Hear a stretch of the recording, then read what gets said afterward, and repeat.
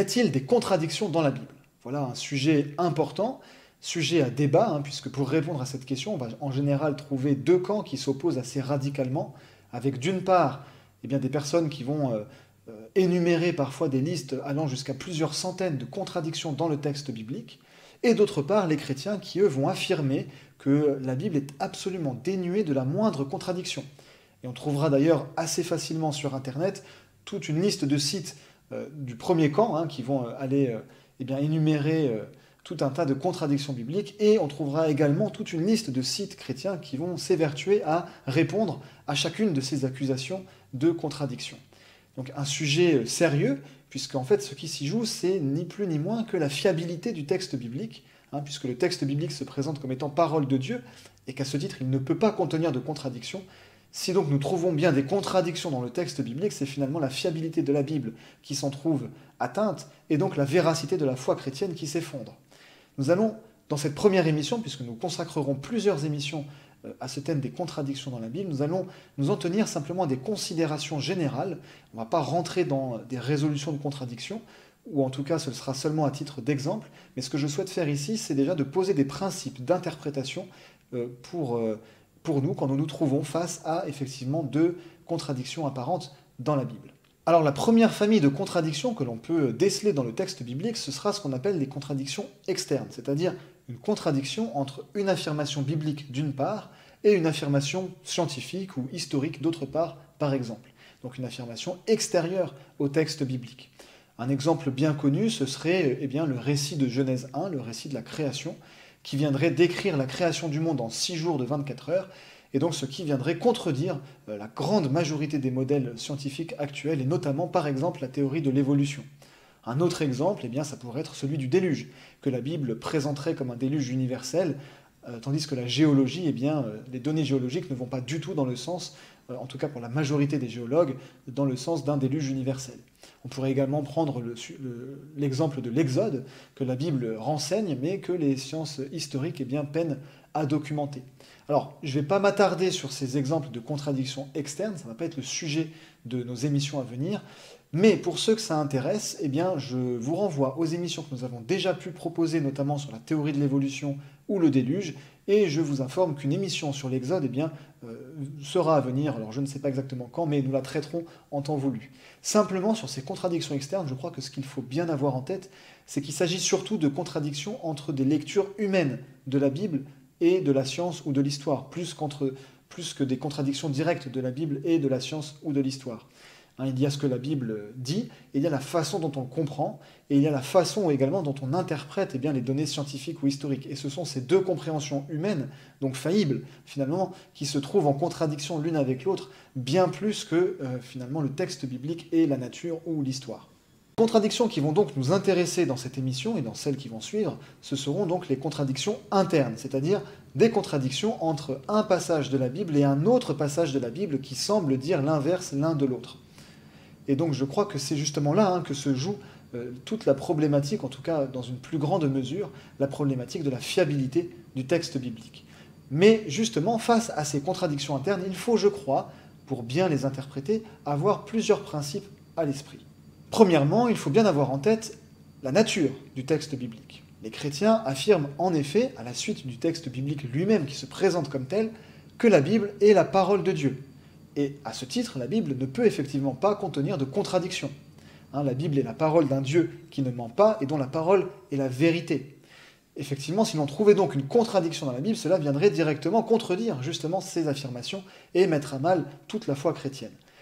Étant parole de Dieu, étant la parole d'un Dieu qui ne ment pas, d'un Dieu qui est omniscient, la Bible ne peut pas contenir de contradictions. Mais attention, les chrétiens attribuent l'inhérence, c'est-à-dire la propriété d'être incapable de se tromper, de ne pas se tromper, non pas à tous les manuscrits bibliques, mais aux manuscrits originaux seulement. Donc les premiers manuscrits, écrits en hébreu, en grec, en araméen, et non pas aux copies de ces manuscrits à partir desquels nous obtenons les textes de nos Bibles actuelles, qui sont à la fois des traductions et qui sont en plus de ça basés sur des copies des manuscrits originaux, pour la simple et bonne raison que nous ne sommes pas en possession des manuscrits originaux. Les théologiens distinguent ici les autographa, donc les manuscrits originaux, qui eux sont inhérents, donc eux ne peuvent pas contenir d'erreurs, et de l'autre côté les apographa, qui sont des copies de ces manuscrits originaux, et qui, eux, ne sont pas à l'abri d'une erreur humaine, d'une erreur de copiste, par exemple. Alors, est-ce qu'il faut comprendre par là que les Bibles en notre possession actuellement ne sont pas fiables? Absolument pas. Les Bibles en notre possession sont fiables, et cela pour au moins deux raisons. Premièrement, une raison théologique, c'est que Dieu nous a affirmé et assuré qu'il prendrait soin de sa parole, qu'il la préserverait, de sorte à ce qu'elle demeure fiable pour nous au fil des siècles. Deuxième raison, nous ne sommes pas, il est vrai, en possession des manuscrits originaux, mais nous sommes en possession d'un très grand nombre de manuscrits, parfois très anciens et donc très proches des manuscrits originaux.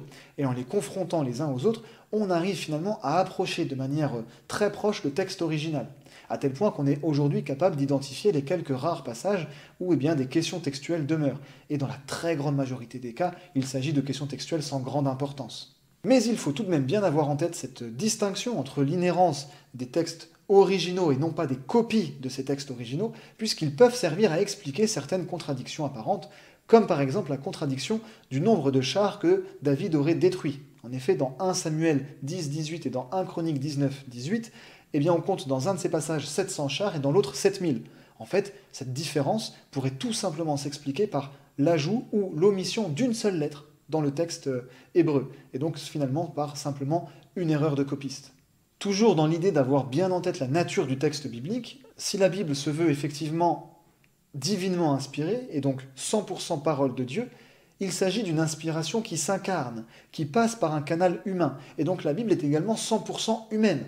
Et cette inspiration ne se fait pas comme se ferait par exemple une dictée, comme se présente par exemple le Coran comme étant une dictée. Non, la Bible se veut une inspiration qui prend une forme beaucoup plus mystérieuse et qui respecte en fait pleinement la personnalité de l'auteur humain.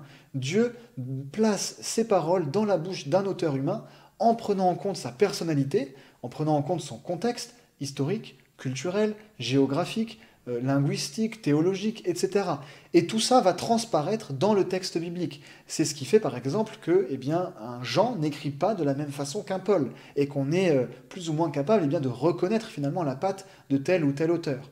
Et ça aussi, ça peut parfois nous mener à l'impression d'être trouvés face à des contradictions simplement parce que deux auteurs différents, dans deux contextes différents ou avec deux volontés différentes, peuvent présenter une même vérité, mais sous deux facettes différentes, et donc on peut avoir parfois l'impression de se trouver là face à une contradiction. Alors je vais quand même prendre un tout petit exemple, volontairement un petit peu caricatural, mais qui illustre très bien, je crois, la nécessité de placer chaque passage biblique dans son contexte. Dans le premier verset du 14e psaume, on trouve ces mots « Il n'y a pas de Dieu ». Dans la Bible, il est donc écrit « Il n'y a pas de Dieu ». Est-ce qu'il faut par là comprendre que la Bible se contredit elle-même en ce qu'elle affirme dans ce premier verset du 14e psaume qu'il n'y a pas de Dieu, tandis que partout ailleurs dans le texte biblique, elle assume et défend l'existence de Dieu? Eh bien non, il n'y a pas de contradiction ici à partir du moment où on replace ces termes « il n'y a pas de Dieu » dans leur contexte. En effet, dans le verset 1 du 14e psaume, il est écrit « L'insensé dit en son cœur « il n'y a pas de Dieu ».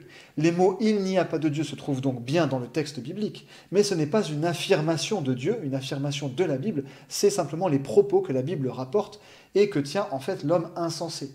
Donc quand on replace ce passage-là dans son contexte, on voit tout de suite que la contradiction est levée sans aucune ambiguïté. Donc je répète à nouveau, l'exemple est un petit peu caricatural, mais il illustre, je crois, très bien une vérité essentielle à avoir à l'esprit, c'est qu'il faut tenir compte des différents contextes. Norman Geisler, justement, a écrit un article sur les contradictions apparentes dans la Bible, dans lequel il dresse une liste de principes à avoir en tête pour traiter correctement ces apparentes contradictions. Donc je m'inspire assez librement de cette liste pour vous présenter justement d'autres principes, en plus du fait de bien avoir en tête que la Bible est parole de Dieu et parole humaine, et que cette inhérence s'applique aux autographa et non pas aux apographa. Je crois que le premier principe à avoir en tête, c'est que oui, les chrétiens considèrent le texte biblique comme infaillible, inhérent, donc ne pouvant pas se tromper, ne pouvant pas contenir d'erreur, mais on ne considère pas, nous les chrétiens, que les interprétations humaines sont infaillibles. C'est là deux choses différentes. La Bible ne peut pas se tromper, mais nous pouvons nous tromper dans ce que nous comprenons de la Bible, dans ce que nous lui faisons dire, par exemple. Un autre principe à avoir en tête, c'est que face à deux passages qui semblent se contredire, il nous faudra toujours interpréter le passage le plus obscur à la lumière du passage le plus clair. Un autre principe encore face à deux contradictions apparentes, c'est qu'il va nous falloir tenir compte de la souplesse du langage. Je vais prendre deux exemples. Le vrai, je crois, n'est pas à confondre, par exemple, avec l'exhaustif. Quand je suis exhaustif, je suis dans le vrai. Mais quand je suis dans le vrai, je ne suis pas forcément dans l'exhaustif. Alors, un exemple qui illustre assez bien cette vérité, c'est la confession de Pierre. Lorsque Jésus demande aux disciples « Et vous, qui dites-vous que je suis ?» Pierre va répondre, et nous avons là donc les trois évangélistes, Matthieu, Marc et Luc, qui nous rapportent les propos de Pierre, mais pas de la même façon. Je vous lis. Matthieu écrit « Pierre répondit, tu es le Christ, le Fils du Dieu vivant. » Pour Marc, Pierre a répondu « Tu es le Christ. » Pour Luc, Pierre a répondu « Le Christ de Dieu. » Aucun des trois évangélistes ne rapporte donc les propos de Pierre mot à mot, puisque aucun ne nous rapporte exactement la même phrase. Aucun n'est donc exhaustif dans sa présentation des propos de Pierre. Est-ce qu'il faut pour autant comprendre que les uns et les autres se contredisent ici, et que au moins deux d'entre eux nous racontent des mensonges? Absolument pas. Je crois que si nous placions Pierre devant chacun de ces trois textes, et que nous lui demandions « As-tu bien dit cela ?», je pense que Pierre signerait sans aucun problème sous chacun de ces trois passages. Il ne faut donc pas confondre le vrai et l'exhaustif. De la même façon, il ne faut pas confondre, je crois, le vrai et le précis. Encore une fois, quand je suis précis, je suis dans le vrai, mais quand je suis dans le vrai, je ne suis pas nécessairement dans le précis. Je prends un exemple. Imaginons qu'aujourd'hui au travail, j'ai une liste de 14 tâches à effectuer. Si je regarde mon collègue et que je lui dis « Ouh là là, aujourd'hui j'ai 36 choses à faire », on est bien d'accord que je ne suis pas précis, mais mon collègue ne me considérera pas comme menteur. Il comprend bien là qu'il s'agit d'une figure de style, d'une expression, et que 36 n'est pas à prendre au pied de la lettre, mais vient simplement symboliser le fait que j'ai beaucoup de choses à faire. Je suis donc dans le vrai, mais je ne suis pas dans le précis. Un autre exemple, si je vous dis qu'à Canberra, il y a 400 000 habitants, à nouveau, je ne suis pas dans le précis, mais pourtant, aucun d'entre vous, je crois, ne me considérerait menteur, ni ne me considérerait dans l'erreur. Je suis dans le vrai quand je dis qu'à Canberra, il y a 400 000 habitants. Tout le monde comprend bien là que je donne une estimation, et non pas une valeur précise. Eh bien, c'est la même chose dans le texte biblique, notamment, là aussi, lorsqu'il va s'agir de nombres, en fait, dans la Bible, il va nous falloir ne pas confondre le vrai et le précis, et tenir compte de la souplesse du langage. Autre chose à avoir en tête également, c'est de bien distinguer entre l'inexpliqué, d'une part, et l'inexplicable d'autre part. Ce qu'on n'arrive pas à expliquer aujourd'hui n'est pas forcément inexplicable en soi. Nous pouvons tout à fait être en mesure de l'expliquer demain parce que nous serons en possession d'éléments qui nous permettront de jeter la lumière dessus. Norman Geisler, pour expliquer ce propos, prend l'exemple des avancées scientifiques. Si les scientifiques s'étaient contentés de dire que l'inexpliqué était en fait inexplicable, jamais nous n'aurions progressé scientifiquement. De la même façon, le texte biblique peut parfois nous poser face à deux textes dont le rapport l'un à l'autre demeure aujourd'hui inexpliqué. Ça ne veut pas pour autant dire qu'ils le seront à jamais inexplicables. Et de la même façon, l'inexpliqué pour nous n'est pas forcément inexplicable en soi. Et par là, je veux dire que ce n'est pas parce que nous, en tant qu'humains, avec notre finitude, ne sommes pas capables d'expliquer quelque chose, que pour Dieu, cela demeure en soi inexplicable. Et c'est là également qu'il faut bien, je crois, distinguer entre d'une part la contradiction, qui demeure inexpliquée et inexplicable, puisqu'en fait elle soulève une erreur, et le paradoxe, qui lui demeure inexpliqué, mais n'est pas en soi inexplicable. Mais ce sera là le sujet d'une prochaine émission. Pour conclure, donc, nous avons vu que, face à des contradictions apparentes dans le texte biblique, il nous faut bien garder en tête plusieurs principes. Premièrement, la Bible est bien parole de Dieu, et donc divinement inspirée, mais elle ne peut pas se tromper dans ses manuscrits originaux, et non pas dans les manuscrits suivant les copies de ces manuscrits originaux qui ne sont pas à l'abri d'erreurs de copistes de ci, de là. De plus, la Bible, étant 100% divine, est également 100% humaine. Et il va donc falloir que l'on tienne compte de ce caractère humain de la Bible et que nous replacions chacun des passages dans leurs différents contextes historiques, linguistiques, théologiques, géographiques, culturels, etc. Nous avons vu également que face à des contradictions externes, ce qui se joue est en fait davantage le conflit entre deux lectures humaines qui sont toutes deux faillibles, plutôt qu'entre la Bible et la science ou la nature en soi. Nous avons vu également que ce qui est infaillible, c'est bien le texte biblique et non pas nos interprétations humaines. Qu'il nous faut interpréter le texte obscur par le texte clair et qu'il nous faut bien distinguer entre le vrai et l'exhaustif, le vrai et le précis, et donc tenir compte de la souplesse du langage. Il nous faut également bien distinguer entre l'inexpliqué et l'inexplicable, entre la contradiction et le paradoxe. Voilà, c'est tout pour cette première émission sur les contradictions dans la Bible.